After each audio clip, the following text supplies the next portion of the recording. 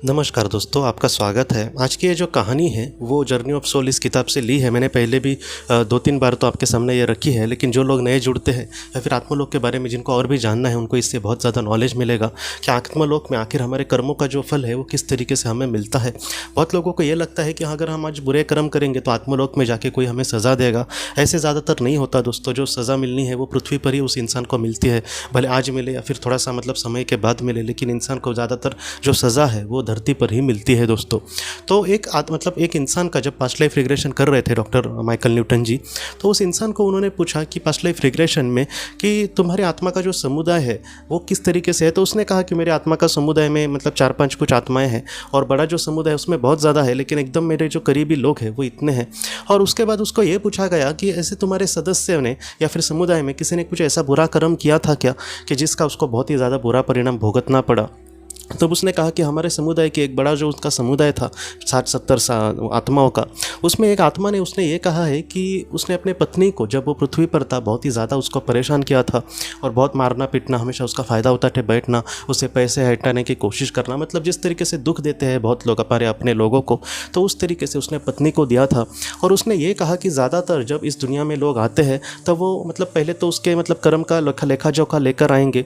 उसके बाद सर्वशक्तिमान ईश्वर के सामने या फिर जो उच्च भली आत्माएं होती है उनके सामने उनको कुछ अपनी बातें रखनी होती है और वो भी उनको कुछ बातें समझाते हैं। और उसके बाद वो आत्मलोक का जो उनका घर होता है अपने समुदाय के साथ वहाँ पे रहने जाते हैं। लेकिन इस आत्मा के साथ कुछ इस तरीके से चीज़ें हुई कि ये जब वहाँ पर आई तब इसकी जो मार्गदर्शक आत्मा थी उस इंसान की जिसने अपने पत्नी को दुख दिया था, उसकी मार्गदर्शक जो आत्मा थी उसको कहीं ना कहीं सर्वशक्तिमान ईश्वर के जो दूत थे या फिर उनको उच्च भली आत्मा हम कह सकते हैं, मास्टर सोल, तो उनको कहीं ना कहीं उनके सामने वो लेकर गए। और उसके बाद वो समुदाय में नहीं आई, बल्कि वो जो मार्गदर्शक आत्माएं थी, मार्गदर्शक आत्मा जो उसकी थी वो उसको एक अलग ही जगह पर लेकर गई।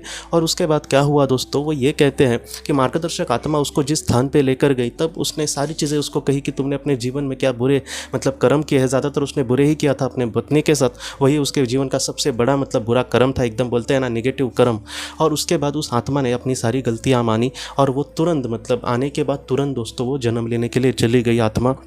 और उसका अगला जो जन्म था वो ऐसे ही महिला का था कि जहाँ पर उसको उसका जो पति है वैसा ही परेशान करेगा जैसे इसने अपने पत्नी को परेशान किया था। तो इस तरीके से आत्मलोक में जो कर्म के फल है वो इस तरीके से मिलते हैं।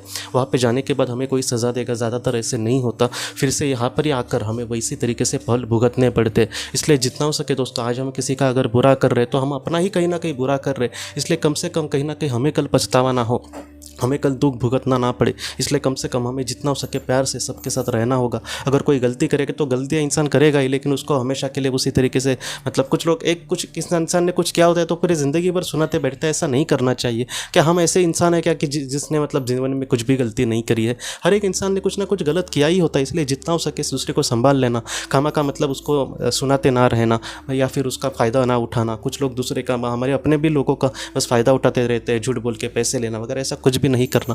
जितना हो सके अच्छे कर्मों से हमें जीवन में आगे बढ़ना है। ऐसे जो कर्म है हमारा नेगेटिव कर्म जमा करके कल हमें ही दुख में डालने वाले, इसलिए जितना हो सके अच्छे कर्म से, अच्छे विचारों से हमें अपने जीवन में आगे बढ़ना होगा दोस्तों।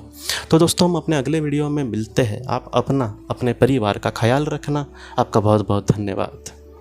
अगर आपने किसी अपने को खोया है और अगर आप किसी जेन्युइन भरोसेमंद थेरेपिस्ट की तलाश कर रहे जो आपके अपनों के संदेश आपको दे सके, तो आप इस नंबर पर व्हाट्सएप मैसेज कर सकते हैं। हम जितना हो सके आपको किसी अच्छे थेरेपिस्ट के बारे में बताने की कोशिश करेंगे जो आपको बहुत ही अच्छे से संदेश दे और आप अपने जीवन में आगे बढ़ पाए। आपका बहुत बहुत धन्यवाद।